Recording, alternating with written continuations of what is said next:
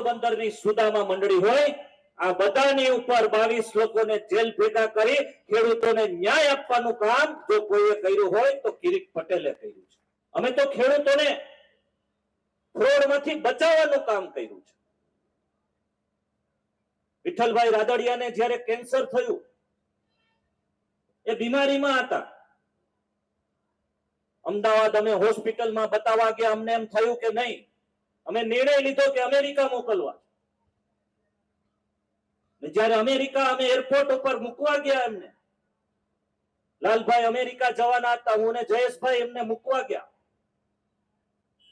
ત્યારે વિઠ્ઠલભાઈએ કીધું કે હું પાછો આવું કે ન આવું, આપણા વિસ્તારના ખેડૂતોનું ધ્યાન રાખજો. આક્ષેપ કરનારાઓને મારે જવાબ આપવો છે કે હું ઝેર પીને મરી જાઉં, પરંતુ ખેડૂતોનો 1 રૂપિયો જિંદગીમાં ન લઉં.